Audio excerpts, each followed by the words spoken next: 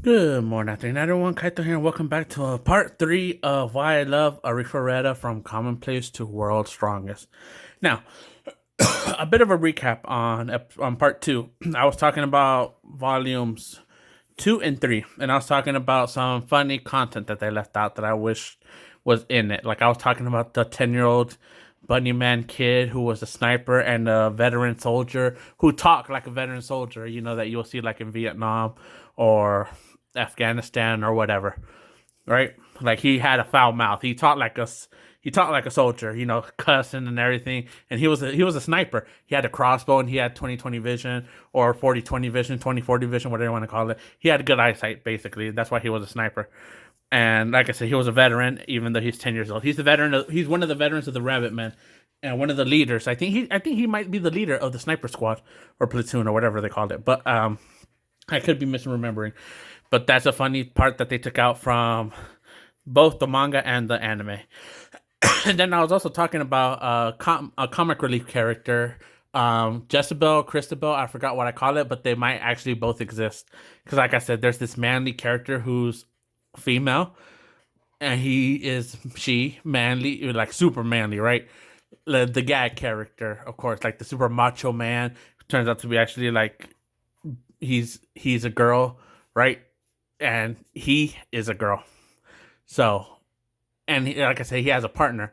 So both of them might be Christabel and Jezebel. I don't remember their names, but I do remember that they're comic relief, and they are gold adventurers. So it's funny, because Hajime kind of respects them, but he's also afraid of them.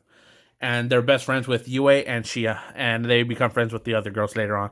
But something I didn't talk about, and I'm pretty sure it's in volume three, but I don't remember if it was at volume three or volume four. So that's why I kind of held off to talking about it. But Miyu, and if you watch the anime, you know who Miyu is. Miyu is the mer girl. I don't see if maybe there's an art of her here somewhere. Miyu is a mer girl and mermaid, merfolk, and she's a kid, right? About 7 years old or something like that. And Hajime is tasked with trying to get her back to her mama. You know, Haruto first, he's like, I don't want to deal with this. So he gives her to like this other people to like the guild or the police or whatever. I don't know what they're actually called, to take her back to her people, but she ends up getting kidnapped again. And then Hajime's like, all right, then I'll go fight you. And he goes and rescues her, and that's how Hajime becomes Papa. Um, I think that's in the beginning of Volume 4. There's Miyu right there, if you didn't know how she looked like, or if you don't remember. So yeah, it appears like it's in the beginning of Volume 4. Okay, so let's start off with Volume 4. And again, again, spoilers. If this is your first time watching, if this is the first part you're watching for whatever reason you're watching this part first, spoilers. I did talk about spoilers. And another thing, I'm not doing an in-depth review of every light novel, of every volume. I will do that whenever I decide to review Arifureta, and I'll do them by light novel numbers. I'll read it too, because like I said, one through five I have not read in a long time. I've read parts of four because there's a certain part that I like in four that I reread. Excuse me. But I haven't read like the whole thing. So whenever I'll do like a in-depth review, I'll read it and then I'll review it, because my memory will be fresh by then. But for now, I'm just going over why I like it, then how the story, a rough idea basically. And there is a lot of spoilers, so let's begin. All right, so in volume 4, they find Miyu, but before they find Miyu, Hajime, Yue, Shira. Is it Shia? I'm always secure how I'm pronouncing her names. Shia. I always put an R for some reason. I don't know why I always say Shira. Shia and Tio. So Yue, Shia, and Tio and Hajime are traveling, and they come across, and they're now traveling in the Jeep. I forgot what they call it. Something with the B. But I think it's a Russian word, because I think all of Hajime's inventions, like his guns, his sniper rifle. Yes, Hajime has a sniper rifle. His Gatling gun. He has a Gatling gun too. Like I think like a lot of the stuff are based off of German words. Don't quote me on that, but I think that was the thing. But anyways, so they're now traveling in a jeep, and they arrive in the next city, and that's where the city they arrived is where they are turning in Will, because they went to go save Will, which is why he met his teacher, because that's where Will was. That's where he was adventuring, and he got lost, or he was missing in action, and so they went to go find Will at that city. Met his professor. Now he's taking Will back to where his hometown is. So once they're there, uh, um, Shia asked Hajime for a reward. And I believe the reason why she wanted a reward is because she saved her his sensei. So she's like, reward me for it, right? And he was reluctant at first. He says, "All right, what do you want?" And she says she wants to date with him. And originally, Hajime refused because he loves Yue and only Yue. But it was actually Yue who encouraged Hajime to take her on a date. Like, Hajime, like, she did save your sensei, so, take her on a date. Give her a treat, right? Treat her right. And so Hajime's surprised, but he agrees. So he's like, all right, Shia, we'll go tomorrow. We'll have a date, me and you. All right, so tomorrow comes, Hajime and Shia go on a date, and Yue and Tio are left alone. And, Tio asks Yue, hey, if you love Hajime so much, are you really okay with letting Shia go with him? And Shia's like, yeah, they start saying like how Yue goes into why she respects Shia. She's like, when we first met her, she was just a crybaby. All she'll do is cry and complain, cry and complain. But when push came to shove, she held her own. When they were training in that 9-day arc or 8-day arc, whatever, in the forest, I don't know what you want to call that, a training. It's technically a training arc for the Beastmen. Yue was training Shia. And, she could have gave up, she could have quit, she could have cried, but she didn't. No matter what happened, she kept going forward, kept getting stronger, overcoming.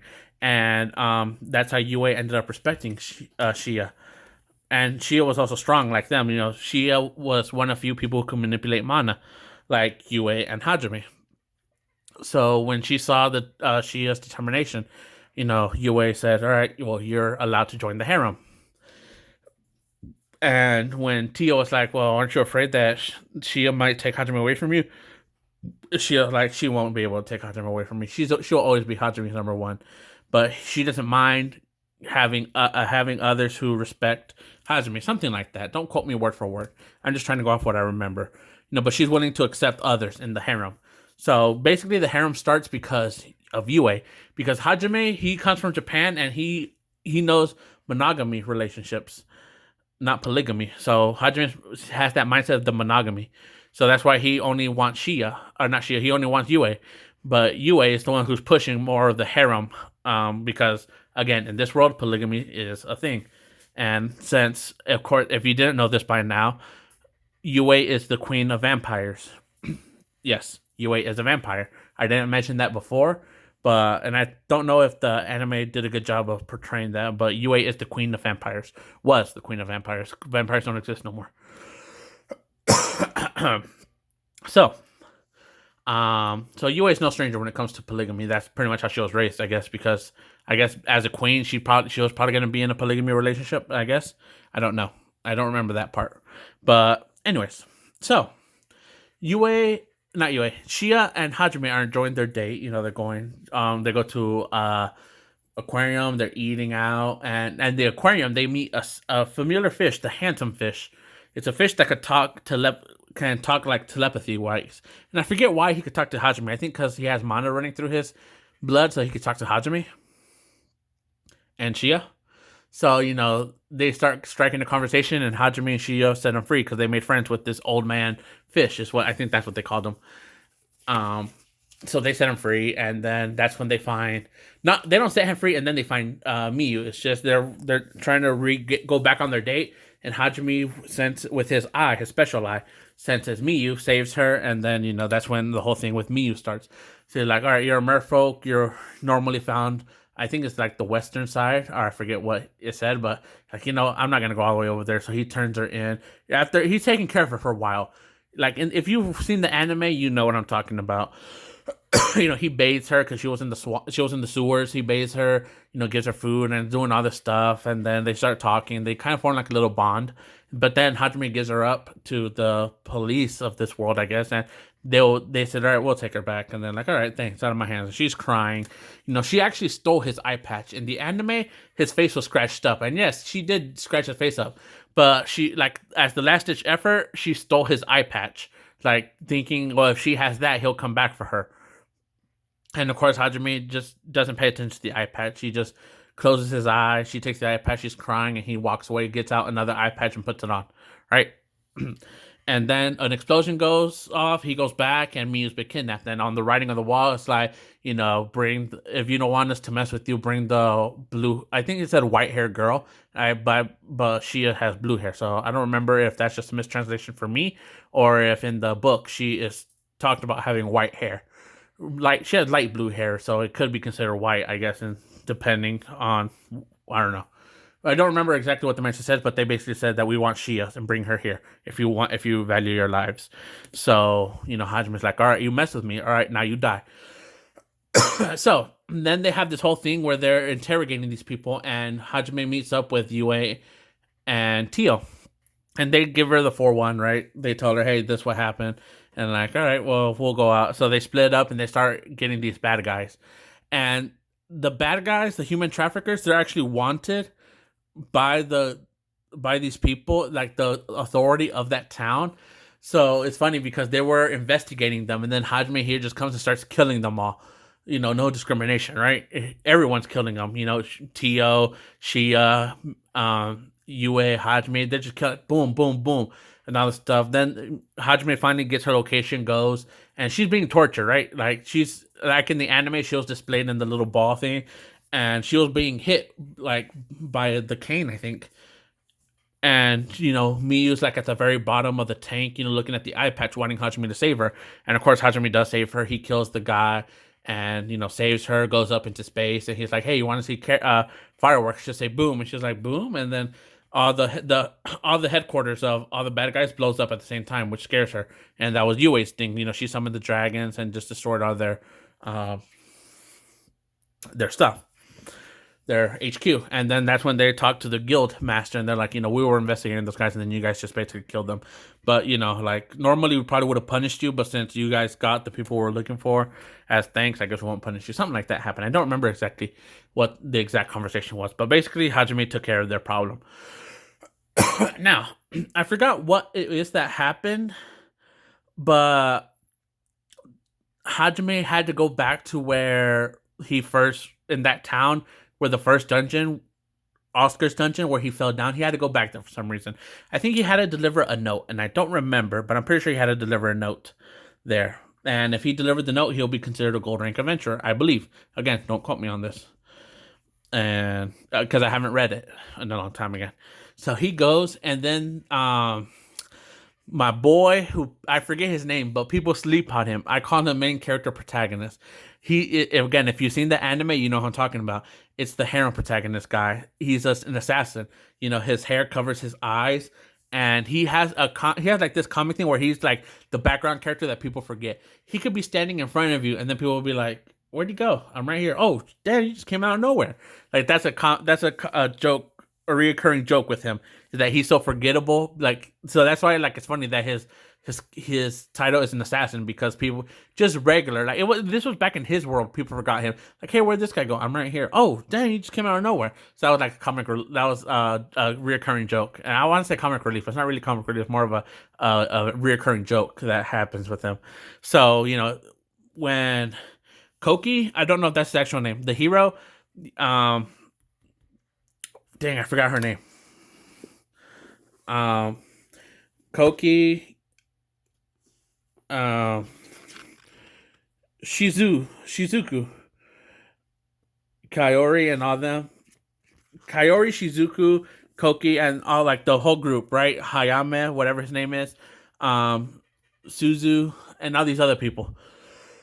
The heroes group, they're still trying to conquer Oscar's dungeon. And then they get trapped by demons, that one female demon that's, like, kicking their butt. And there's actually a whole chapter dedicated to them. And there are a few chapters dedicated to them in their fight, and they're losing. And so they're losing badly, so they send harem protagonist not harem protagonist, hentai harem protagonist. They send him, No Eyes, to go and get help. So he escapes using his skills, but actually a monster does track him, and he gets Mel. I think I want to say Mel, but I think his name is Meld. The Knight's captain. He ends up going to them and like, hey, and the guy's like, Meld's like, hey, where are the others? And he's like, they're monsters, we need help and all this other stuff. And they're like, what? And then that's when there's like this chimera looking thing. It's like, all right, you go outside of the dungeon, go get help. We'll hold them off here. Like, but I should fight with you. And like, if you fall here, who's gonna know we're stuck down here? Go, we'll hold them off. So harem hentai protagonist dips and Mel starts fighting the chimera. Spoiler, they lose. I think everyone gets killed except for Meld. He's used like as a hostage, and he actually runs into Hajime in the guild. He runs into the guild and he starts screaming for help, and Hajime actually kind of recognizes him, like, isn't that guy? He actually, I think he knows his name, and then he's like, but he starts fussing, causing a scene, and then Hajime like speaks up and like, hey, shut up, you're kind of annoying. And the guy's like, Hajime, where are you? I hear you. Are you a ghost? Is this like, is your ghost back to haunt us and stuff like that? Because again, they still believe Hajime is either trapped or dead. A lot of them think Hajime's dead, except for Kyori. And then and also Hajime looks different. He had black hair, but now he has white hair. So then Hajime's like, you're not Hajime. Like, yes, I am. Here's my license. It's like, what? And all this other stuff. But then the guild master comes out and like, you guys are too loud. Come talk in my back office. And they get to talking, and then Hajime is basically he is persuaded to go and rescue the heroes party, because not only does the guild captain request this of Hajime, but also because he owes Kyori one. He's like, well, I guess I still owe Kyori one, right? So he goes, and then he breaks into the dungeon, and kind of like in the anime style, everyone's almost dead. Shizuku, I want to make sure I get her name right. Yeah, Shizuku, she's on the verge of death. Her sword's broken. She's coughing out blood. Kyori is running low on mana, but she's right there, and Shizuku's like, Kyori, get out of here. And she's like, no, if we're gonna die, I want to die next to my best friend and stuff like that, And then she like one of Kyori's last memories is Hajime. She's like, she's one of the last things she says is, if I were to meet you one more time, I would like for us to have called each other by our first names, because again, this is Japan, and they still call each other by their last names. And then that's when Hajime comes, with the pile bunker spike driven through the monsters, and then Hajime falls down, and Hajime is like, kind of like in the anime, is like, I see you two are still close as ever. And Kyori instantly knows it's Hajime. She's like, Hajime, and all this other stuff. Okay, so if you have seen the anime, there is a big difference in the anime and the light novel. In the anime, all of Hajime's crew is in the dungeon. In the light novel, it's only Hajime, Yue, and Shia. Tio and Miyu are left up in the upstairs and outside, right outside of the dungeon, because it was too dangerous for Miyu. So Tio's like, I'll take care of her. You guys go. So Tio and Miyu are not in here, are not in the scene. So basically the same thing plays out. Yue is tasked with protecting his useless teammates. Shia is over there taking care of Meld, who was used as a hostage to keep Kyori from to keep Kyoko, whatever his name is, the hero, to keep him at bay and to use him like as a bargaining chip. And Hajime was just dealing with everything. And if you remember in part 1, I said how Hajime is an otaku, right? He's a video game guy. He watches animes. And one of the animes I mentioned was Gundam. And this is the reason why I specifically named Gundam. Hajime has this thing called crossbits, or I think they're called crossbits. I forgot what exactly they're called. Cross something. But basically, it's like a giant cross you could use as a shield, but he kind of uses it as like a portable floating guns, right? And he's using that while Hajime is fighting the monsters.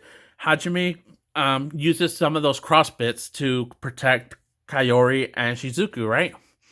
And they have like a built-in kind of speaker or listening device, whatever you want to call it. So when the girls are talking, commenting about the crossbits, Hajime could hear them. And Shizuku and Kyori are talking about how don't the cross bits look like those bits from Gundam?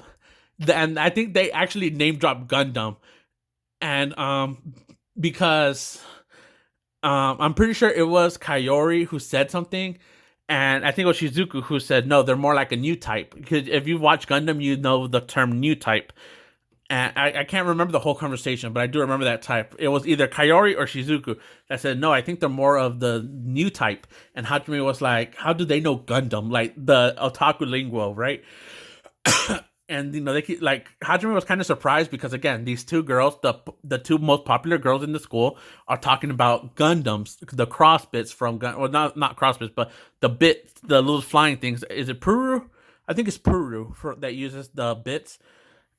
Or like one of the ones that I remember. I'm pretty sure other people use them, but I think Puru is the one that I remember the most iconic for me. And I say iconic, but I don't even know. I don't even remember if it was Puru. I might be getting her name wrong. But and wasn't she a new type? But anyways, so they're commenting on those bits. And they're talking to the anime lingo, like, so Hajime's like, how do they know that? But he like doesn't focus on it, and he's continuing the fight, and kind of like in the anime, that giant tortoises, he chucks a grenade at them, blows them up from the inside because they're not taking much damage from his guns, and he's killing these cats, the chimeras, everything, like nothing, everything's just fodder to Hajime, and the girl's like, hey, heal me, and like to her pet, to that bird on her shoulder, and then she notices that it's dead. And they're like, Hajime killed the bird, and it might have been Kyori or Shizuku. Again, I don't remember, and this conversation might not have happened. Maybe this is just in my head, but they're talking about, well, yeah, like in RPGs, I guess you always go for the healer, right? Like, it makes sense. You go for the healer to prevent the enemy from healing. And again, kind of like in the anime, she summons like this smoke glob. I don't forget what it was, but basically to purify Hajime. And it doesn't work because, again, in Volume 1, one of Hajime's skills is anti-purification or purification nullify, something like that. So he can't get purified. So that doesn't work. And then Hajime just throws one of the bunkers at her to prevent her from escaping. And then basically the same thing kind of played out like in the anime, where he's questioning her. She's like, are you really think I'm going to answer you? He says, no, you don't need to answer because I pretty much know the answer. Tells her, like, so you conquered it too. And he's like, yep. He didn't say that. He just nodded his head. And then, the hero is like, no, Hajime, don't kill her. She gave up. We used as hostage, blah, blah, blah. Hajime looks at him and he's like, are you for real? Bam! Headshots her. And again, the hero's all pissed. They're like, no, why'd you do it? And all this other stuff. And Kyori, she kind of understands. And so does Shizuku. Mel's alive. Pretty much everything played out like in the anime did here. He did not give Shizuku a sword like in the anime. That sword does not come into play until way later. He gives her that sword outside the dungeon. But that doesn't matter here. Like, so Shizuku did not help Hajime. He did not give her that sword. And once everything was over, Kyori, she's like, I thought you were dead. And again, like I said, like kind of like in the anime, the same thing happened. Hajime had his hands up. Shizuku wanted him to hug her back because her best friend's crying in his arms. And he's this, and blah, blah, blah, and all this other stuff, right?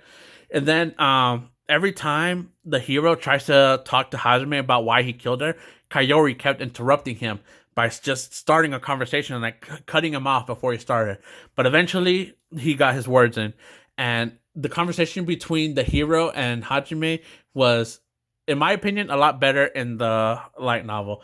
Because he was saying stuff like, like, listen, I had to do stuff to survive because that's what it took to survive. These are my principles and I don't expect to change. You're not going to change my principles, my ideas or whatever. And don't go, and I'm not expecting to change yours. And if you have a problem with that, and then he instantly teleports to the hero and points the gun under his chin. And he says, I don't mind killing you right now. You're like, I don't care if we used to be classmates. Fuck all y'all. It's basically what he says. That's the gist of his conversation. F all y'all. I only came here because I owed Kyori one. And after this, I'm gone. I'm dipping. Bye. He didn't really say all that. That's just what I'm saying. So they leave the dungeon, and then Miyu runs up again. The guild master and the army, like in the anime, they were not there. Hajime comes up, and this little 11-year-old, 7-year-old, I forget how old she is, merfolk girl starts running into Hajime, causing him Papa, arms out, and then they're surrounded by people because it's like a plaza there, right? And they're like, oh, like to them it's like sweet, like seeing the little girl run to her papa's arms and like hugging him. And Hajime he's in daddy mode now because he got attached to Mio. He's like, and like, where's Tio? And he's like, oh, she was right behind me, huh? Where'd she go? And then Tio comes, and then she's like, sorry, my apologies. And then she tells Hajime how when they were coming over here, some people, Miyu saw Hajime, so her hood fell off. And the people saw that there's a Murford girl, so they were thinking about kidnapping her. So Tio killed them, right? And then Hajime's like, "Did any of them live? Like, nah, I'll make them regret being alive." And she's like, "Nah, I felt like you're gonna be like that, so that's why I got rid of them." And then that's when, then this I don't remember what chronological order this happened in. I think it was they were about to leave, and this group of guys came, the partners of the ones who Tio killed. I think she killed them at least. I don't think maybe she didn't kill them. Maybe she just like taught them a valuable lesson. But like, are you the one that messed with our boys? And then they're taunting Hajime and like, hey, like, well, if you give us a good time with your girls, maybe we'll let you off the hook. But by the time you get them back, they'll probably already be broken and all this stuff, right? Like what they're alluding to, right? They say that they, as payment for hurting their boys, they want to use Hajime's girls as F toys, right? And just like you'll get don't worry, you'll get them back, but they might be broken and and all stuff. And because Hajime is not moving, like he doesn't move forward, he doesn't say nothing. So they think that Hajime's scared. They take his silence as fear. So they start pushing him more. Then Hajime starts unleashing like a lot of intimidation that people are scared. They're like, whoa, what's going on? And Hajime basically starts crushing their manhood. That's how, instead of killing a lot of the people, Hajime decided to kill their man. Their man. So he crushes their bits, right? and Kyori was kind of afraid of Hajime because she remembers Hajime from her world. She thinks back to when Hajime was this kind like these yakuza wannabe delinquent guys. Like they were about like threatening this boy who spilled ice cream on their pants. The Kyori is saying this. And the grandma and the boy, like they're apologizing and talking about they'll pay for his cleaning and everything, and they're trying to extort money out of them, right? And Kyori sees this, and she's like wants to help, but she's by herself. Shizuku and the hero kid, they're not with her, and normally they'll jump in to save her, but she's by herself. And by the time she got like the courage, like before she even knew it, she saw Hajime on his knees, like what is it? Dagoza, when you have like your hands and your forehead touching the ground and all this stuff, like is it Dagoza? He's doing that and like begging for their forgiveness. And he's doing it so, I guess, well, I don't know how you want to call it, that the guys, the delinquents are like embarrassed for him. They're like, all right, just stop. Everyone's paying attention. All right, you're like, all right, we'll leave you alone. All right, just stop. And then they just leave. Because Hajime is like, he's humiliating himself. And, he basically did that to save the boy and the grandma. And that's what Kyori fell in love with. And yes, Kyori is in love with Hajime, in case spoilers if you didn't know. And that's the boy she fell in love with. But now that Hajime, she's like, well, now he's not even afraid to use violence, right? Like, he's over here crushing their manhood. Like, where is the Hajime she fell in love with? And then she starts realizing, no, he's still there because why? Well, and again, I am leaving a lot of context out. I mean, like, no, that Hajime is not dead. He's still in there because would all these girls with their smiles, will Hajime, if he was truly evil and he killed her, will he be able to bring out these beautiful smiles from the girls, right? Will the girls be able to smile that beautifully and that happily if Hajime was a killer? So she kind of saw that Hajime, she kind of started understanding that the reason why Hajime is the way he is because something happened in that dungeon. Something she does not know. But maybe he had to be the Hajime he is now to survive. So then she asked Hajime that, hey, Hajime, I'm going to join your group. Like in the anime, at first she asked, hey, Hajime, can I join you? No. I am gonna join you. Thank you for having me. Like she takes the option out of Hajime's hands, and Hajime's like, oh well. And then it was Yue like, no, you can't come with us. And she's like, why? Because I don't care about Hajime. I care about Hajime as much as you, girls. And that's when she confesses, Hajime, I love you. And then he's like, I know I can't accept your feelings. I love somebody else. I know it's Yue. And like, yeah, so that's why you can't come with us. But why should that stop me from coming with you? Shia loves you, Tia loves you, and I love you just as much. So why can't I come with you? And again, it's Yue that says, all right, you can come with us. And then, there has that moment of like, Kyori's like, Hajime, who is Miyu? Again, I'm leaving a whole bunch of context out and I'm jumping. Who's Miyu? Like, is it Yue's? Is it Shia's? Is it that pervert Tio? And like, who is her daughter? Is that really her daughter? And making a scene, right? She's grabbing Hajime by the cuffs of his neck, like the collar of his shirt.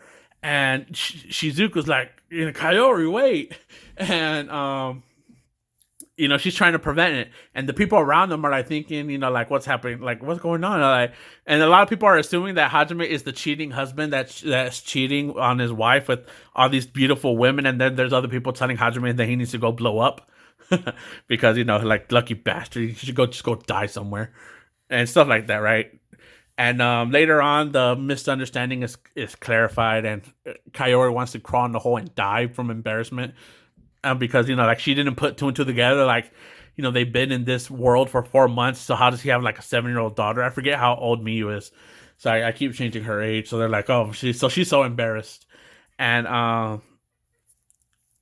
Kyori and also Hajime and the hero, they have a falling out, because the hero's like, Hajime's a killer. Why are y'all beautiful girls with that? He tries to use his charm, like, if you girls come with us, we will treat you right. Because Shia has a slave collar, and so he's like, you girl, the bunny girl, if you come with us, we'll take that collar off you. You won't have to be his slave. And that Tio, you won't have to call him master or nothing like that. And the girls are creeped out by him. He's trying to like throw his charm, and the girls are creeped out like, ugh. Like, who is this guy? So he kind of gets embarrassed. So he thinks like Hajime is mind controlling them somehow. So he challenges Hajime on a 1v1 me, bro. And like, if I win, you have to set Kyori and the girls free. And Hajime is just like, dude, what the hell are you talking about? I'm not doing this.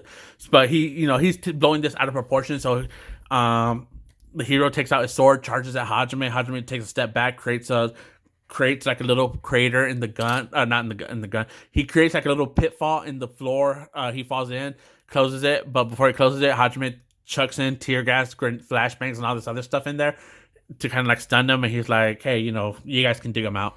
And then Shizuku and Hajime are talking about, well, Kyori's gonna go with you, right? And you're like, yo, apparently. And she's like, treat her right. And Hajime's like, I can't promise that. She's like, well, you will treat her right, or I'm gonna use my hero powers to spread your name around and like humiliate you. And like every edgelord's like, or every otaku, like, they have like that edgelord where they blow, I don't know how to pronounce it, but like dark, they have that embarrassing name like Darkness Dragon Fighter or stuff like that, right? And Hajime, like, at first he was confused like what she meant. She was giving like him a whole bunch of embarrassing titles like Darkness Overlord, stuff like that, Reverse Calamity.